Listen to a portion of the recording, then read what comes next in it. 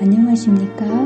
사랑, 희망, 생명을 전하는 복음방송 진리의 뜰입니다. 성도 여러분 안녕하십니까?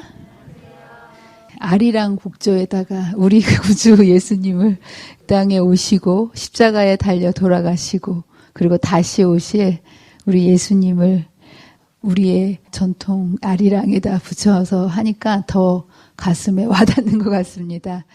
오늘 이 시간 이러한 주님께서 저와 여러분의 마음속에 진리의 빛으로 함께 해주시기를 간절히 바랍니다. 오늘은 요한계시록 2장 세 번째 시간을 공부하도록 하겠습니다. 요한계시록은 이렇게 구조가 역사와 그리고 중간에 선악간의 대쟁투 그리고 그 이제 선악간의 대쟁투가 어떻게 결말이 될 것인지 악은 어떻게 될 것이고 선은 어떻게 될 것인지에 대한 구조로 되어 있습니다. 그리고 우리는 지금 역사 부분에서 7 교회를 통해서 예수님 승천하시고 난 이후부터 예수님 오실 재림 그날까지 어떻게 하나님의 나라의 역사가 펼쳐져 나아갈 것인지에 대한 그 역사를 7 교회를 통해서 하나하나 배우고 있습니다. 7 교회가 하나님 나라의 역사라고 말씀드렸죠. 첫 번째로 지난주에는 에베소 교회에 대해서 배웠습니다. 첫 번째 교회로 초대교회라고 말씀드렸죠. 교회의 첫 번째 어떻게 하나님의 교회가 탄생했는지 이제 에베소 교회를 통해서 우리가 잠시 배웠고요. 이 교회는 바람직한 칭찬받을 만한 그런 교회였어요. 왜냐하면 예수님을 경험한 사람들 그리고 오순절 성령의 경험을 통해서 예수님을 삶으로서 직접 보고 경험했던 사람들이 복음을 전했던 그런 시대로서 상상할 수 없을 정도로 복음이 짧은 시간 동안에 전파되는 그러한 놀라운 시대. 그런데 시간이 지나자 이렇게 뜨거웠던 교회도 첫사랑을 잃어버리게 됐다는 거예요. 아무리 우리가 신앙적인 열성이 있더라도 날마다 오늘의 신앙을 이어가지 않는다면 이렇게 신앙이 식어 버릴 수밖에 없는 그래서 첫사랑을 이제 회복하라고 했던 그런 책망을 받았던 교회입니다. 자, 그리고 오늘은 두 번째 교회인 서머나 교회. 지난번에 잠깐 공부 서론만 하고선 지나갔는데 오늘은 두 번째 교회인 서머나 교회를 공부를 해보도록 하겠습니다. 서머나 교회의 뜻은요, 몰약이라는 뜻이에요. 여러분 몰약이 뭔지 아십니까? 네, 많이 들어보셨죠? 예수님 탄생할 때 동방 박사들이 세 가지를 가지고 왔죠. 유향과 몰약과 황금. 네, 그 중에서 몰약인데요. 이 몰약은 향 재료로 쓰이는 아주 귀한 향인데요. 그것은 뭐든지 다 그렇지. 여러분 꽃도 가만히 있어도 향기가 나지만 향기가 더 짙게 나려면 어떻게 하면 더 향기가 나죠? 예, 건들고 비비고 눌리고 부서질수록 더 쪼개져 가지고 향이 짙어지지 않습니까? 예, 이 몰약도 마찬가지예요. 향 재료가 눌리고 부서질수록 짙은 향기를 뿜어내듯이 이 시대는 교회를 향해서 엄청난 상상할 수도 없는 핍박이 있었지만 더욱더 그리스도의 향기가 폭발적으로 품어졌던 아주 복음이 더욱더 빛났던 그런 시대였습니다. 이 곳은 지리적으로 튀르키예, 지금 터키의 지명이 튀르키예로 바뀌었죠. 지진 난 곳 여러분 다 아시죠? 이제 좀 있으면 우리 학생들이 거기 봉사하러 간다고 차에서 그런 얘기를 주고받았는데 바로 거기입니다. 예, 거기에서 에베소보다는 조금 위쪽에 있는 여기도 이제 항구 도시고요. 굉장히 아름다운 터키의 항구 도시고 여기도 누가 세웠냐 하면 사도 바울의 전도로 소아시아 지역에 있는 대부분의 교회들이 전도의 결과로 세워졌고 이 교회는 서기 100년경부터 시작해서 313년, 약 200년 동안 아주 극심한 핍박과 순교가 있었던 그런 시대를 상징합니다. 자, 그래서 하나하나 공부를 해보면 서머나 교회의 사자에게 편지하기를 하면서 수신자가 서머나 교회라고 얘기를 합니다. 그리고 나서 발신자가 누구죠? 똑같이 예수님이 편지를 쓰시는 거예요. 그런데 그때마다 발신자의 특성을 그 교회와 그 시대에 맞게 자신을 예수님께서 다른 모양으로 설명을 해주신다고 제가 말씀을 드렸죠.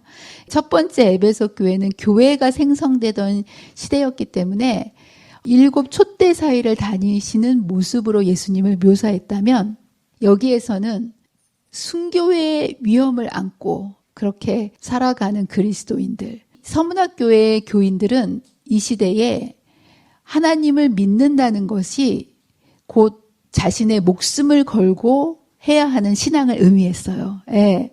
여러분 혹시 목숨 걸고 이 자리에 신앙하고 계시는 분 계십니까?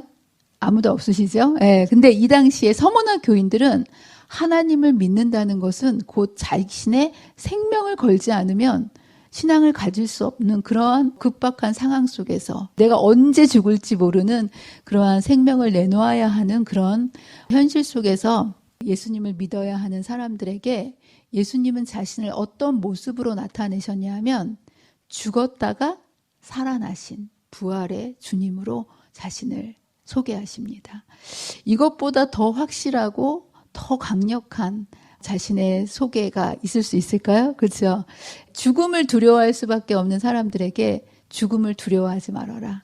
그리고 실제적으로 죽음을 이기신 분, 유일하게 누구시죠? 예수님, 죽었다가 살아나신 분이 나는 부활의 주다라고 얘기하시면서 서문학 교회 교인들에게 자신을 소개하십니다. 자, 그러면서 뭐라고 서문학 교회를 칭찬을 하냐 하면, 내가 내 환난과 궁핍을 아노니, 내가 너의 여러 가지 고난을 당하고 예수님을 믿기 때문에 겪는 여러 가지 불이익과 고통들, 궁핍을 내가 다 안다.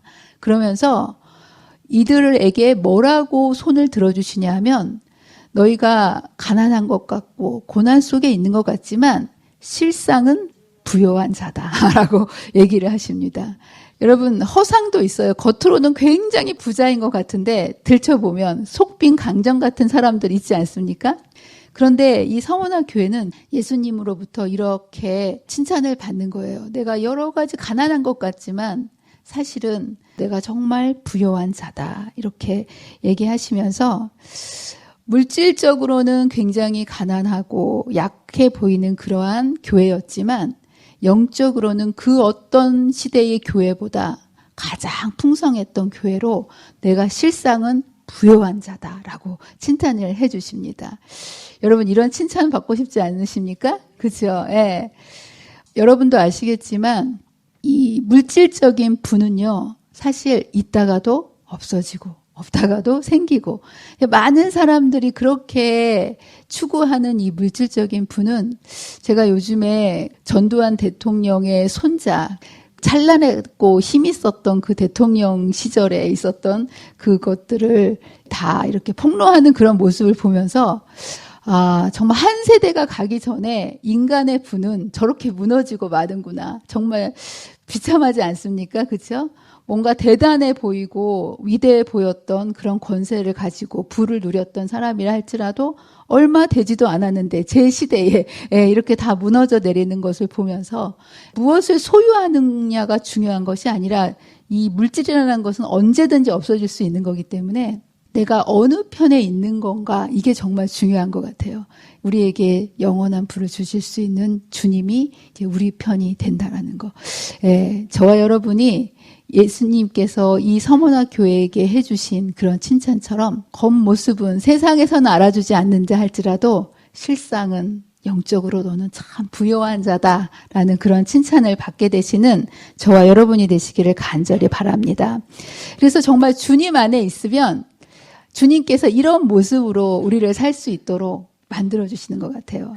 제가 이것을 여러 번 읽으면서 굉장히 감동을 받았어요. 근심하는 자 같으나 항상 기뻐하고, 가난한 자 같으나 많은 사람을 부요하게 하고, 아무것도 없는 자 같으나 모든 것을 가진 자로다.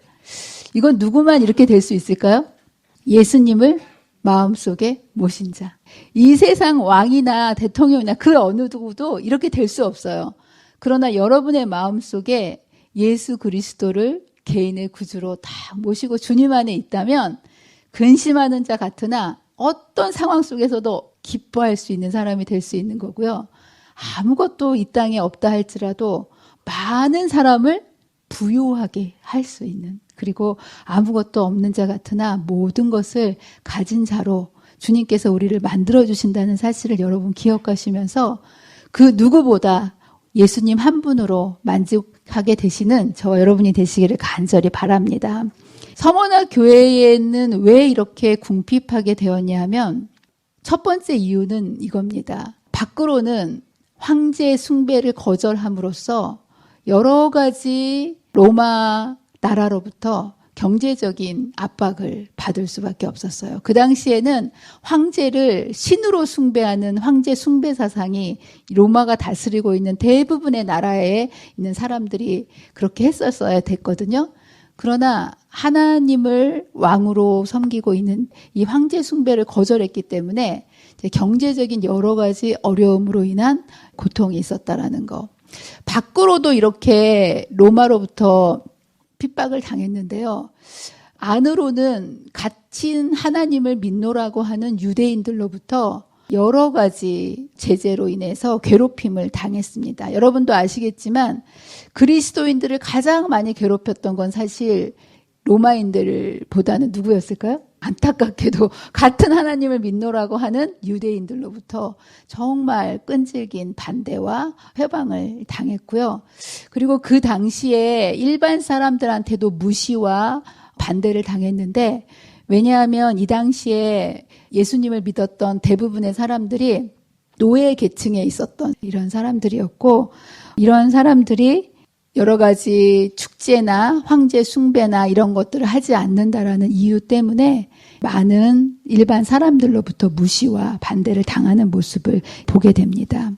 자, 그러면서 또 하나의 실상이 나오는데요.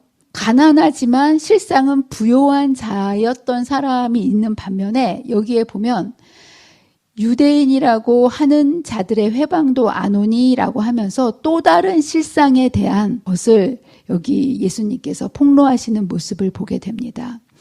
여기에 보면 자칭 유대인이라고 하는 자들의 회방을 안 오니 실상은 유대인이 아니요 사단의 회라라고 이렇게 표현을 하고 있습니다. 여기서 얘기하는 또 다른 실상은요, 겉으로는 정말 신실하고 하나님을 섬기는 매우 거룩한 그런 모습으로 하나님을 섬기는 자들이었지만 실상은 주님께서 이들을 뭐라고 얘기하신다고요? 사단의 회라. 예.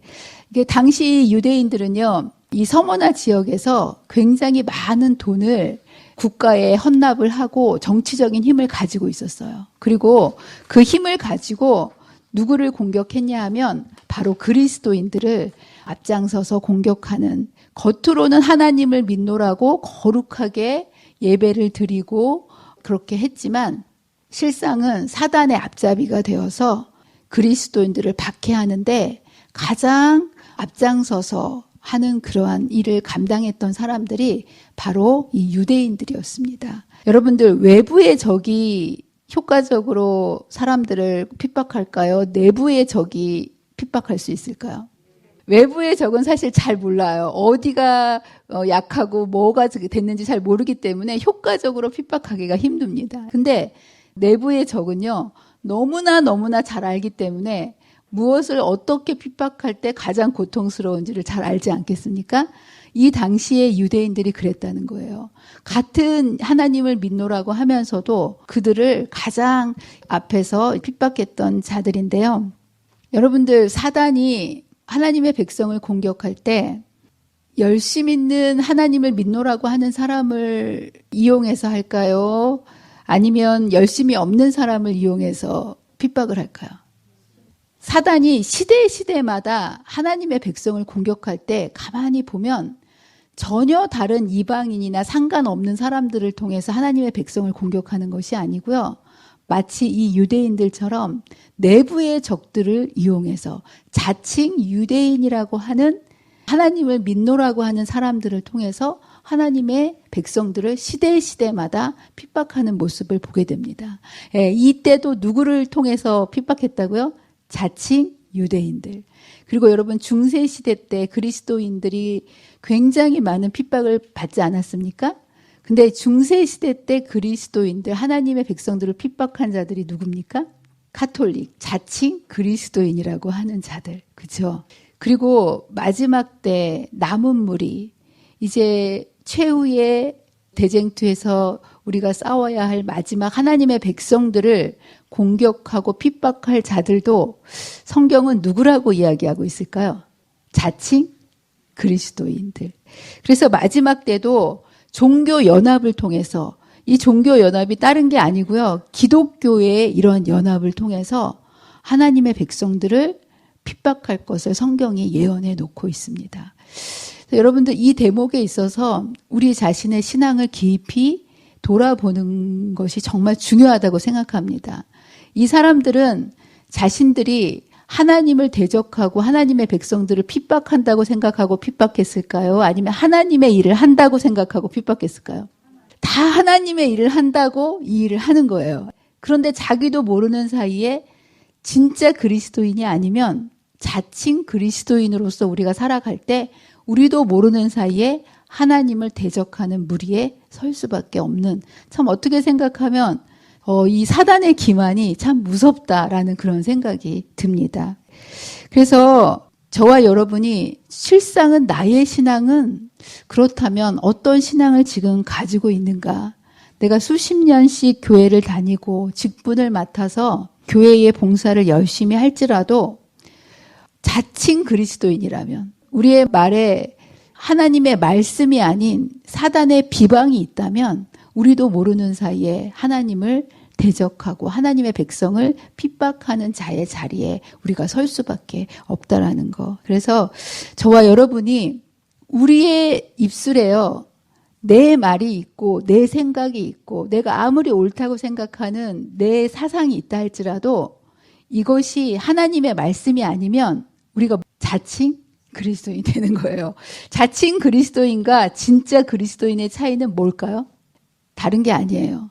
그 입술에, 그 마음에 오직 하나님의 말씀, 내 생각이 아닌, 여기선 자칭 유대인이라는 그 회방, 비방, 이건 인간의 말이에요. 여기서 자기는 옳은 말을 한다 할지라도 이것이 정말 하나님의 말이 아닌 나의 말이 된다면 나도 모르는 사이에 자칭 그리스도인으로서 하나님의 일을 회방하는 자의 자리에 있게 된다라는 사실을 여러분 기억하시고, 저와 여러분의 날마다의 삶이 하나님의 말씀을 마음속에 깊이 새기시는 저와 여러분이 되시기를 간절히 바랍니다. 여기에 보면 서머나 교회에 경고와 교훈을 주십니다. 서머나 교회는요, 책망이 없는 교회예요. 칭찬과 격려가 있고 다음에 나오는 게 사실은 책망이 나와야 되거든요. 그런데 이 서머나 교회는 유일하게 칭찬만 있고 책망이 없는 교회예요. 왜 서머나 교회는 칭찬만 있고 책망이 없는 교회가 될 수 있었을까요? 반대로 저와 여러분이 속해 있는 라우디게아 교회는 어떤 교회인 줄 아십니까? 칭찬이 없고 책망만 있는 교회예요. 이 도대체 이게 비결이 뭘까요? 이 교회가 책망은 전혀 없고 칭찬만 있을 수 있는 이 교회가 어떻게 이렇게 될 수 있었을까? 여러분 비결을 알고 싶지 않으십니까? 이 교회가 특별한 교회이기 때문이 아닙니다. 왜냐하면 이 교회는 밖으로 로마의 공격을 받았고 안으로 자칭 유대인들의 공격을 받으면서 설 자리가 없는 거예요. 이들은 주님을 의지하지 않고서는 단 하루도 살 수 없는 사람들이었기 때문에 늘 예수님을 떨어질 수가 없어요. 밖에 나가도 핍박을 받고 안에서도 핍박을 받으니까 예수님께 딱 붙어 있을 수밖에 없는 그런 교회였기 때문에 이 교회에는 죄 지을 시간이 없는 거예요. 여러분 죄는 언제 짓습니까? 한가하고 평안할 때. 다윗이 사울에게 쫓겨다닐 때, 힘들 때는 죄를 짓지 않았어요. 정말 순결하게 그렇게 살았어요. 그런데 그런 다윗이 언제 죄를 지었습니까? 한가하고 평안할 때. 그러니까 여러분들 평안하고 한가한 거 너무 좋아하시면 안 돼요. 고통조차라도 하나님께서 허락하신 거라면 그것을 통해서 주님 껌딱지가 될 수 있는 거니까 여러분의 고통과 아픔을 너무 슬퍼하지 말게 되시기를 바랍니다. 이것 때문에 서문학 교회는 주님 껌딱지 떨어지지 않고 칭찬받는 교회로 살아갈 수 있었다는 거 너무 감사하지 않습니까? 자, 그러면서 고난받는 이 교회에 이러한 경고와 교훈을 주십니다. 내가 받는 고난을 두려워 말아라. 이들이 받는 고난은 누가 준 고난일까요? 시험은, 고난은, 고통은 다 누가 주는 걸까요? 예, 하나님이 주시는 게 아니라고 여기 되어 있죠. 하나님은 악에게 시험을 받지도 않으시고 친히 아무도 시험하지 않으시느니라. 예, 사단이 이제 우리에게 주되, 그런데 중요한 것은 사단이 시험을 막 줄 수가 없다라는 거예요. 시험을 주되 하나님께서 허락하시는 한도 내에서만 줄 수 있는데, 하나님께서는 언제 우리에게 시험을 허락하실까요? 우리에게 유익이 될 만한 시험만, 우리를 성장시키시고 우리를 정결케 하시기 위해서 허락하실 때가 있으시다라는 거예요. 그리고 이것을 허락하신 후에 우리에게 또 뭐도 주신다고요? 피할 길을 주시고 시험 감당할 능력을 주셔서 넉넉히 이것을 감당하게 해 주신다라고 말씀을 하십니다. 자, 그러면서 이 시험을 두려워하지 말아라 라고 말씀하시면서 여기에 보면 시험의 기간을 이렇게 이야기하고 있습니다. 얼마 동안 환난을 받는다라고 이야기합니까? 10일 동안. 장차받을 고난을 두려워하지 말라라고 얘기하시면서 여기에 10일 동안 환난을 받으리라라는 기간을 여기에 명시를 해주고 계세요. 왜 10일 동안이라는 것을 말씀해 주셨을까요? 참 우리 예수님은, 저는 이걸 보면서 참 우리의 고통도 너무 자상하게 우리 편에서 가능한 한 이것을 견딜 수 있도록 고통의 시간을, 이렇게 기간을 알려주셨구나라는 것을 제가 오늘 깨달으면서 참 너무나 세심하시다라는 그런 감동을 받았어요. 여러분들, 고통의 끝을 아는 고통과 고통의 끝을 모르는 고통은 강도가 같을까요, 다를까요? 고통의 끝을 알잖아요? 그러면 고통이 좀 강하게 오더라도 그걸 참을 수 있어요. 예를 들면 엄마들이 상고의 고통이 엄청 크잖아요. 그렇죠? 그래도 탄통을 겪으면서 너무 힘들다고 자살하는 사람 없잖아요. 그렇죠? 정말 저도 아기를 낳았지만 그 고통이 정말 아프거든요. 그런데도 그 고통을 다 참아요. 그리고 또 지나면 또 낳고 또 낳고. 예. 끝이 있다는 걸 알게 되면 아무리 극심한 고통이라 할지라도 참을 수 있어요. 근데 고통의 끝을 모른다. 이건 너무나 견디기 힘들어요. 사실 우울증도 고통스럽습니까? 예, 우울증도 고통스러워요. 근데 사실 고통으로 육신의 고통을 느끼자면 상고의 고통과 우울증의 고통은, 우울증은 뭐 몸이 그렇게 아프거나 그러진 않아요. 근데 우울증으로는 고통스러워서 자살한 사람이 있다는 거죠. 왜 그럴까요? 끝을 모르는 거예요. 언제 끝날지 모르니까 이 고통이 느껴지는 것이, 비록 그 고통의 강도는 약하다 할지라도 이걸 감당할 수가 없는 거예요. 그래서 주님께서는 고통을 당하긴 당하지만 우리에게 뭐를 알려주신 거예요? 끝을, 기간을 딱 알려주시면서 우리로 하여금 이러한 고통을 이길 수 있도록 이것을 이렇게 설명해 주신 모습을 보면서, 참 우리 주님은 세심하시다라는 것을 제가 느꼈습니다. 자, 그러면서 여기 보면 10일 동안 환난을 받으리라 라고 말씀이 되어 있는데, 이 10일이라는 기간은 뭐를 의미할까요? 정말 딱 10일 동안 환난을 받는 걸까요? 10일이라는 것은 두 가지의 의미가 있습니다. 비교적 짧은 기간을 이야기할 때 성경은 10일이라고 이렇게 상징적으로 이야기를 합니다. 그래서 엄마들도 어디 멀리 갔다 오면 엄마 10밤만 자고 올게 이런 얘기 하지 않습니까? 그래서 비교적 짧게 얘기할 때 이제 10밤, 이렇게 동서고금을 물어나고 이렇게 얘기를 하는 것 같아요. 다니엘도 그 시험을 할 때 며칠을 시험해보라고 얘기했습니까? 10일 동안 시험해 보소서 이렇게 하지 않았습니까? 그래서 이 10일이라는 숫자는 하나의 상징적인 숫자로 서머나 공동체의 이러한 충성과 시험을 시험하는 비교적 짧은 기간을 설명하는 기간으로 10일이라는 단어를 썼고요. 예언은 보통 연년일시라는 예언의 해석법이 있지 않습니까? 그러면 10일 하면 얼마의 기간을 뜻하는 거죠? 10년.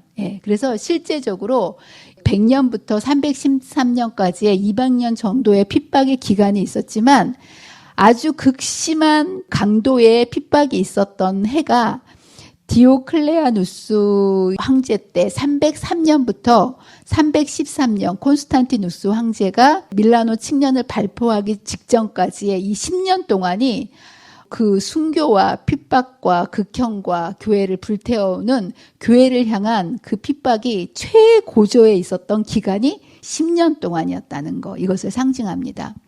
그러면서 중요한 것은 뭐냐면 여러분 고통을 당할 때 대가가 있으면 참을만 합니까?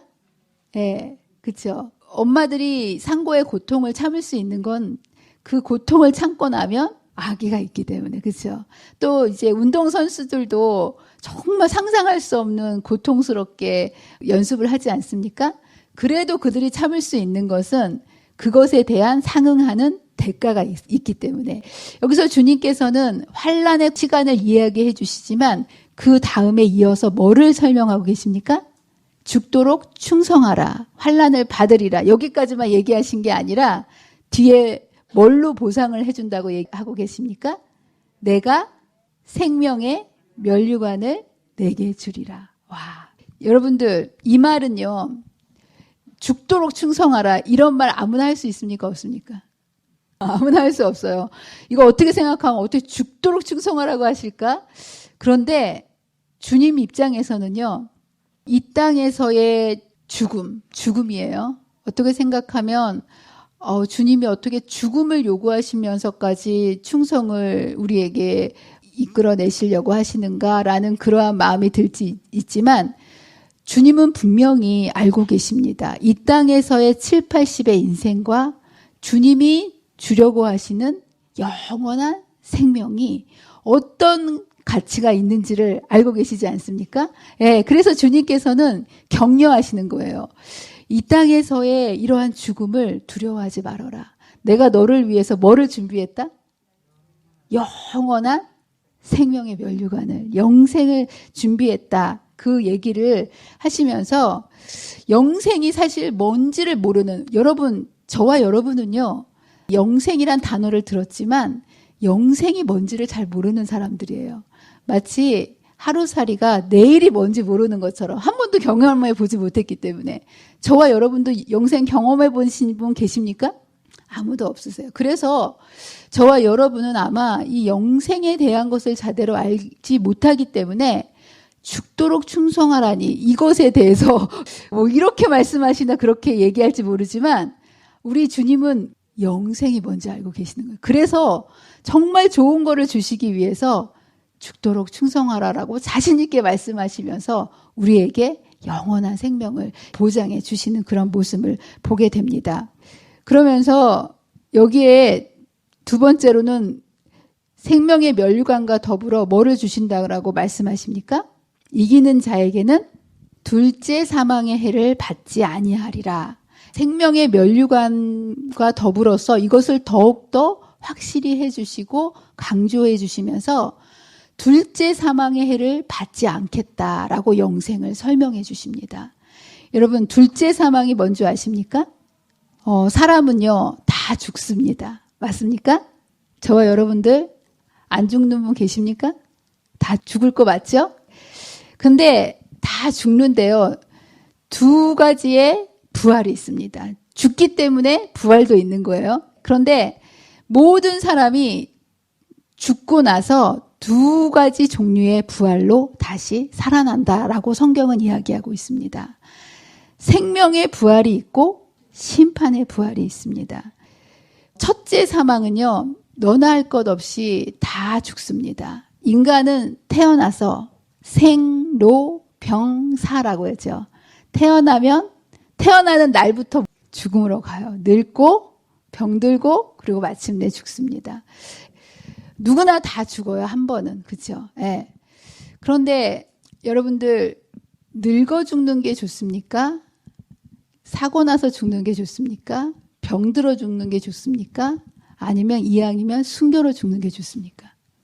어차피 다 죽잖아요. 그렇죠? 근데 이왕 죽으려면 그냥 늙어 죽는 게 좋습니까? 제가 가만히 생각해 보니까 이왕 죽는 건데 제가 병이 들으면 아파서 죽는 것보다는요. 순교해서 죽는 게 나을 것 같다는 생각이 들더라고요.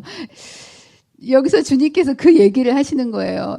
이왕 우리가 죽는 인생 길어야 7, 80 누구나 다 죽는 첫째 이러한 죽음은 누구나 다 겪을 수밖에 없는 그런 죽음인데요. 여기에서 두 번째 죽음, 이 죽음은 생로병사로 죽는 죽음이 아니라 그야말로 완전히 무르 없어지는 그런 죽음을 죽을 수밖에 없는 그 죽음. 이 죽음은 우리 대신에 누가 돌아가셨습니까? 예수님. 지금 예수님 외에는 이 죽음을 맛본 사람은 아무도 없어요. 우리는 첫째 죽음은 죽지만 이제 이 예수의 복음을 받아들이고 죽도록 충성할 때 우리에게 주시는 그 예수님의 생명을 우리가 딱 받는다면 첫째 죽음으로 우리가 죽을지 모르지만 주님 오시는 그날 우리는 생명의 부활로 다시 살아나지 않습니까? 그러면서 주님께서 보장을 해주시는 거예요. 죽도록 충성하고 너희가 살든지 죽든지 마지막 날 생명의 부활로 내가 너희를 살려주겠다. 그러면서 둘째 이 부활에 참여하지 않도록 뭐라고 얘기하십니까? 이기는 자는 분명히 말씀해 주시는 거예요. 둘째 사망의 해를 받지 않겠다라고 얘기하시면서 우리로 하여금 영원한 생명을 보장해 주십니다. 만약에 여러분들이 이 둘째 사망을 당하게 된다면 그야말로 무로 돌아가는 주님께서 우리에게 생명을 주셨지만 우리가 그것을 거절하고 끝까지 이것을 받지 않는다면 이제 우리가 무로 돌아가는 그런 사망. 그러나 주님이 우리에게 죽도록 충성할 때 이기는 자에게 둘째 사망의 해를 받지 아니하리라고 생명의 부활로 일어날 것을 보장을 해주고 계십니다. 자, 그러면서 내가 죽도록 충성하라. 그리하면 내가 내게 생명의 면류관을 주리라 라고 보장을 해주시고요. 오늘 이제 마무리를 하면서 오늘 말씀은 두 번째 교회인 서머나 교회에 대해서 배웠습니다. 서머나 교회의 특징을 여러분 한마디로 말하자면 어떤 교회입니까? 핍박과 순교로 고통스러웠던 교회예요. 그죠? 예. 여러분들 고통이 좋은 것일까요? 나쁜 것일까요? 여러분은 시련과 고통을 좋아하십니까? 아니면 될 수 있으면 피하고 싶으십니까? 아니 이제까지 배웠는데 생명의 면류관을 준다 이렇게 얘기했는데도 그래도 피하고 싶으십니까? 1시간 내내 얘기했는데 그 잘못 메시지를 받으신 것 같으시네요. 여러분들 몸에 이상이 이렇게 있을 때 나타나는 증상을 뭐라고 얘기하냐면 통증, 고통이라고 얘기합니다. 그렇죠? 그리고 솔직히 말해서 이 통증을 반가워하는 사람은 아무도 없습니다. 그런데 죄 지은 다음에 하나님께서는 아담과 하와에게 죄의 결과로 겪게 되는 여러 가지 수고와 고통을 허락하셨습니다. 맞습니까? 네, 그래서 죄를 지고 난 이후에 인간의 삶은 수고와 고통과 아픔이 인간의 삶이에요. 여기 보면 임신하는 고통을 크게 더하리니 수고하고 자식을 낳을 것이며 또 남편은 너를 다스릴 것이라 또 남자도 땀을 흘려야 먹고 살 수밖에 없는 가시덤불과 엉겅퀴를 내는 모든 것이 고통과 아픔, 수고. 제가 이전에 이 창세기 3장을 읽을 때 이런 하나님의 선고를 보면서 하나님께서 죄에 대한 벌로 우리에게 주신 저주구나라고 저주라고 저는 이걸 생각했습니다.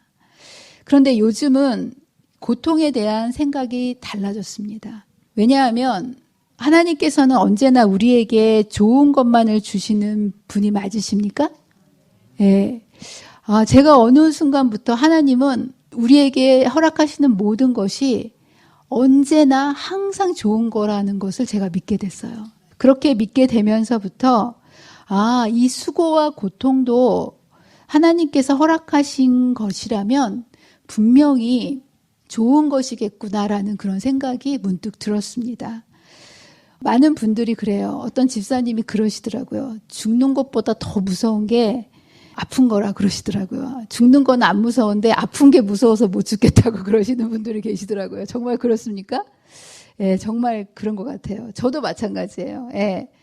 근데 제가 요즘에 통증이야말로 정말 중요한 거구나. 우리의 몸을 보호하고 회복시키는데 정말 중요한 역할을 한다는 것을 제가 이제 깨닫게 되었습니다. 목사님이 허리가 안 좋으셔가지고 제가 이 허리에 대해 디스크에 대해서 아주 공부를 열심히 했거든요. 그래서 이 허리 쪽에 대가라고 할 수 있는 서울대학교의 정모 교수님에 대한 책과 유튜브를 제가 다 섭렵을 했는데 이 허리 분야에 있어서 디스크 대통령이라고 할 수 있는 이분이 통증에 대해서 뭐라고 얘기를 하고 계시냐 하면 통증은 신이 내린 축복이라고 얘기를 하더라고요. 예, 그래서 제가 눈이 확 띄어졌어요. 신이 내린 축복이라고. 예, 그래서 자세히 이제 그걸 읽어봤는데 이분이 디스크 분야에서 우리나라에서 최고 이제 권위가 있는 분이고 본인이 환자만 7만 명이 넘는 그러니까 세계적으로 꿀리지 않는 그런 분이신데 이분이 그렇게 고백을 하시더라고요. 아무리 첨단 기계가 진단을 한다 할지라도 사실은 디스크나 있는 사람들을 정확하게 진단을 내릴 수가 없다라는 거예요. MRI가 그래도 제일 정확하다라고 얘기하는데 MRI조차도 사람의 상태를 정확하게 진단할 수 없다라고 그렇게 고백을 하더라고요. 그러면서 MRI보다 몇십 배 더 정밀하게 사람의 상태를 진단할 수 있게 해주는 게 뭐냐 하면 그게 통증이라는 거예요. 통증의 정도에 따라서 진단을 내리고 운동 처방을 하고 약을 내릴 수 있게 하는 게 사실은 MRI보다 본인이 느끼는 통증의 정도가 더 가장 정확하다라고 이야기를 하더라고요. 그러면서 그렇기 때문에 통증이 신이 내린 축복이라고 이렇게 얘기를 하더라고요. 여러분들 공감하십니까? 예. 이 통증이 없으면요, 잘못된 길을 가도요, 멈추질 않아요. 더 망가질 수밖에 없는 거예요. 예, 통증 때문에 조심하게 되고, 통증 때문에 멈추게 되는 거예요. 그래서 하지 말아야 될 것, 무리하지 말아야 될 것을 멈춤으로 우리 몸이 회복할 수 있도록, 그리고 보호될 수 있도록 만들어줍니다. 여러분, 우리의 몸에 질병 중에 통증이 없는 대표적인 질병이 있어요. 그게 뭔지 아세요? 통증이 없는 질병, 아주 치명적인 질병이 있어요. 그게 바로 문둥병, 나병이에요. 나병. 여러분 다 들어보셨죠? 나병이 왜 무서운 줄 아세요? 나병균이, 나병에 걸리면 어떻게 됩니까? 썩는다고 생각하시죠? 나병균이 썩게 하는 게 아니에요.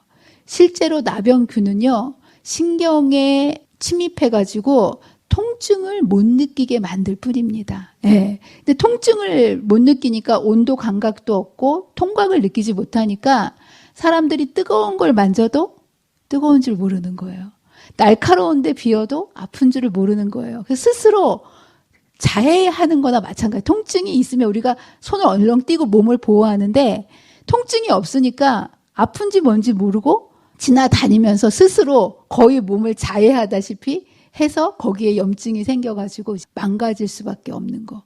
야, 통증이 없으면 이렇게 스스로 우리를 보호할 수 있는 능력이 사라져버리는 거예요. 여러분, 통증이 좋은 거예요? 나쁜 거예요? 예. 그래도 통증이 있고 싶어요? 없고 싶어요? 예. 근데도 사람들은 이렇게 소중한 통증을요, 싫어합니다. 그래서 통증을 느끼면 그 통증이 싫어서 진통제를 먹어요. 그래서 통증을 어떻게 해서든지 벗어나고 느끼고 싶지 않아서 그렇게 이제 하려고 합니다. 예, 저도 그런 사람 중에 하나예요. 저는 아픈 걸 못 참아요. 제가 얼마 전에 대상포진에 걸렸었는데요. 이제 통증이 너무 무서워가지고요. 제가 제 발로 병원을 가가지고 약을 처방을 받아가지고 항바이러스제하고 진통제를 먹었어요. 근데 진통제의 효과가 얼마나 놀라운지 몰라요. 밤새도록 쑤셔가지고 잠을 못 잤는데 딱 약을 먹고 나서 6시간이 딱 지나서 약 기운이 퍼지니까 그렇게 쑤시고 아팠던 그 통증이 언제 그랬냐는 듯이 싹 사라지는 거예요. 얼마나 좋아요? 그렇죠? 좋죠? 예. 근데 이게 다 난 겁니까? 예. 그냥 통증을 마비시켜서 못 느끼게 할 뿐이에요. 제가 머리로는 알아요. 나 조심해야 되겠다. 그런데 몸이 안 아프니까 조심하게 되지를 않는 거예요. 금방 일상으로 돌아가 버린 거예요. 그래가지고 계속 그냥 또 일상으로 살다 보니까, 무리를 하다 보니까 일주일 만에 무리가 돼가지고 또 다른 데가 고장이 났어요. 예. 근데 또 아픈 거예요. 근데 이거 또 통증이 있으니까 못 찾겠는 거예요. 그래서 제가 또 어디를 갔을까요? 또 병원에 갔어요. 이번에는 항생제를 처방받고 진통제를 처방받아가지고 또 일주일을 먹었어요. 와, 제가 일주일은 항생제, 일주일은 항바이러스제, 진통제를 먹으면서 통증은 느껴지지 않았지만 머릿속에 안개가 낀 것처럼 멍하게 이렇게 되면서 눈이 보이지를 않더라고요. 이 눈이 보이지 않고 진짜 몸이 서서히 망가져 가는구나. 이거를 제가 느낄 수가 있었어요. 그래서 이 통증이야말로 우리로 멈추게 하고 쉬게 하고 잘못돼 가고 있다는 것을 깨닫게 함으로 우리로 하여금 돌이키게 하는 이러한 역할을 하는 정말 주님께서 주신 중요한 신호구나. 이것을 무시할 때 우리는 결국 진짜 망가질 수밖에 없구나. 제가 이거를 정말 느꼈는데요.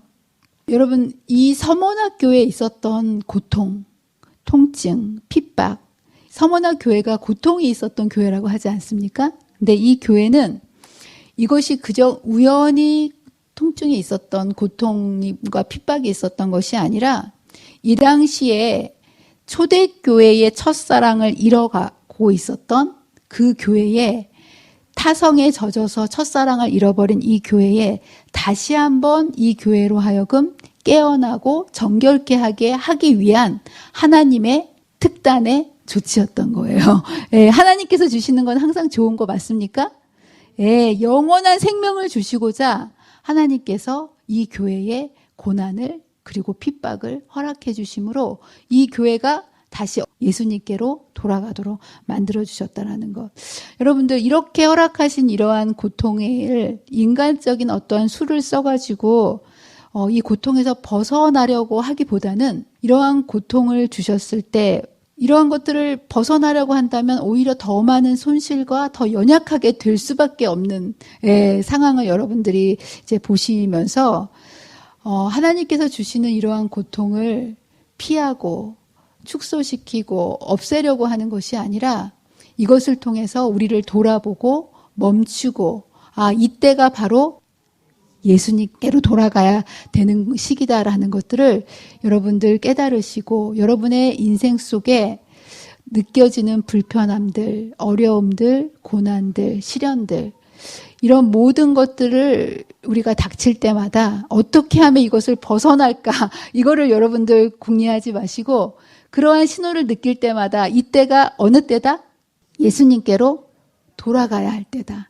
나의 삶을 멈추고 이제 예수님께로 돌아가야 할 때다라는 이 사실을 여러분 이제 꼭 기억하시고, 첫사랑을 잃어버렸던 이 서머나 교회가 책망 없이 그렇게 칭찬만 있는 아름다운 교회가 이렇게 될 수 있도록 그들에게 닥친 고난과 어려움들을 불평하는 대신에 예수님 안에 꼭 붙어있는 기회로 삼았기 때문에 주님께서 이 교회를 다시 회복시켜 주시고 칭찬받는 교회로 세워주신 것처럼 저와 여러분의 삶 속에서 여러 가지 고난이 닥칠 때, 아픔이 있을 때, 어려움이 있을 때 여러분들 멈춰 서셔서 이 모든 문제를 해결해 주실 수 있는 예수님께로 향하게 되므로 이 서머나 교회처럼 정결해지시고 그리고 든든하게 회복되시는 저와 여러분이 되시기를 간절히 바라면서 말씀을 마치도록 하겠습니다.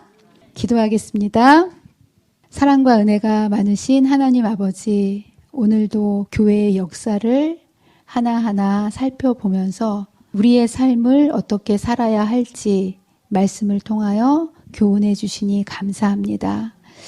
우리는 고통을 두려워하고 어떻게든 피하려 하지만 하나님께서 우리에게 허락하신 모든 것은 고통일지라도 항상 좋은 것임을 잊지 않도록 주님 도와주셔서 우리의 삶에 고통과 어려움과 슬픔이 몰려올 때 그것으로 불평하거나 피하거나 그리고 낙심하지 아니하고 오히려 이것을 통하여 우리의 구주 되시는 예수님께로 가까이 나아감으로 이것을 통하여 주님 안에서 더욱더 순결하고 더욱더 강하게 우리를 만들어주시는 하나님의 놀라운 은혜로 아름답게 주님 안에 성장하는 믿음의 자녀가 될 수 있도록 축복해 주시고 함께 해 주시기를 사랑과 은혜가 많으신 예수님의 이름으로 간절히 기도합니다.